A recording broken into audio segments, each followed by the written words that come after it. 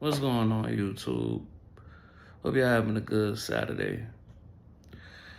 Hey, I wonder, did any of y'all catch first take yesterday with Skip Bayless coming back with Stephen A? I wanted to talk about two things. The first thing I really wanted to talk about is they keep talking about this Jordan and LeBron thing. Listen, I'm a Heat fan, thorough and thorough. Miami Heat fan, always have been. Dwayne Wade is my favorite player of all time. So I'm not being biased. If you ask me, I believe a prime Dwayne Wade, if you cut his injuries, I think even he was better than LeBron. Some people might disagree with me. Let me know if you do. I believe so. You wasn't messing with Wade back in the 06, 07, 08, 09, 10, 11, 12, even probably 13 if you cut his injuries. It was just injuries that slowed my boy down. That's one. Going back to the Jordan versus LeBron. LeBron, when he came to the Heat, we were all excited. The whole city was like, oh man, this was like, we ain't have that excitement since Shaq came to Miami, yo. We didn't have that excitement since Shaq came.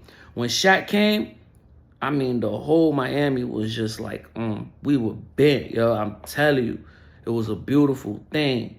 And we won that ring. We won our first championship ring. It was just like amazing. It was beautiful. Alonzo got his first ring. Gary Payton got his first ring. Jason Williams, White Chocolate, man, he got his first ring. You feel me? We was doing our thing. Wade was that boy. But Wade, early on, he had that killer mentality. You feel me? He was going to dunk on you. You feel me? That was something LeBron did not have. In 2011, when we went against the Dallas Mavericks, mind you, we already knew. And I was locked up during that whole finals. And I was up the road. So it's like, I say that to say, when you're up the road, your city team, that's like the representation of your city. So it was like Miami, when we watching this, it's like, yo, like, you don't know who's betting who. Like, yo, you waking up the next morning, your team lost, everybody looking at you like you lost something. Like it's like they trolling you times 10 in there, boy. Like, it gets annoying. Just know that. It gets very aggravating because when we lost that finals, them boys wouldn't leave me alone for a whole month. Like, seriously, banging on my door. Y'all some losers. Like, yo, but I say that to say, and I'm not gonna lie, that's when D Rose, we almost lost to the Bulls. Because that's when Rose was prime peak Rose. Rose dunking on, you feel me? Like threes, pull up threes. If that boy ain't never catch that injury, and they had Joakim Noah, Lord knows. But LeBron had such a mental collapse in 2011 against the Mavericks. That wasn't even funny. Wade was carrying us. It was amazing we even got to game 6. Wade was carrying us, bro. Carrying us. LeBron had 18 points in game 6, I believe. Or I think he averaged something around there. I don't know. Correct me if I'm wrong. But LeBron was just terrible, bro. That's something Jordan never, that's a series you would never find Jordan. And we always knew Dallas had it out for us because of what we did to them in 06. There was a rivalry there already between Miami and Dallas. Oh, we got them again? All right, boom. It's the same thing with San Antonio when we beat them with Ray Allen. And then, you feel me, we had to play them next year. And then Tim Duncan like, don't worry, man, we ain't going to let it happen. We're going to get it done. You feel me? And that's when we kind of felt like, oh, man, it's like a NBA Finals Florida versus, you feel me, Texas. Because it's like Miami, we tend to play, I think we played what? We played Texas-based teams out of Dallas and San Antonio like twice a piece more than any other probably city. OKC, yeah, one time. Of course, the Lakers one time. But other than that, straight Texas-bred teams. But Jordan, come on, man. 6 finals, no losses, 6 finals MVP, 5-time MVP award winner. He got Defensive Player of the Years. I mean, come on, the dunk contest. Magic Johnson trying to offer LeBron $1 million just to join the dunk contest. I mean, come on, man.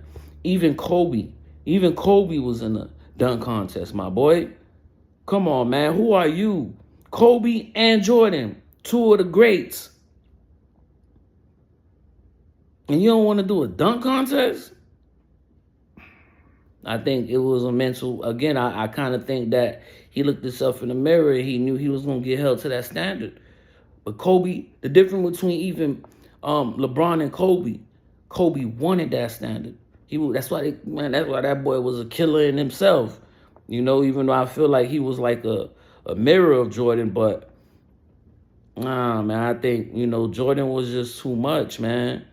Jordan just wanted it more. He really had that love for the game. I think LeBron, he just was a little bit much more mentally weak. The second thing I wanted to talk about, what they was talking about on First Take, was I see Stephen A. had a problem with Skip Bayless having 8 other players ahead of LeBron. He put LeBron as number 9 on his all-time. I mean, come on. I mean, you can't really dispute if Magic was better than LeBron. Magic got 5 rings. You know what I mean? Magic went against Larry Bird. You know, they said them boys brought the NBA back. You feel what I'm saying? You got Shaq ahead of LeBron. I mean, come on, my boy. Like, if Shaq was just to stay in shape, Shaq would have more rings. I think Shaq got like 4? Shaq got 4 rings, the same amount of rings, but you could not say Shaq wasn't just as much impactful in the game and as an ambassador of the NBA than LeBron. I mean, everybody loves Shaq.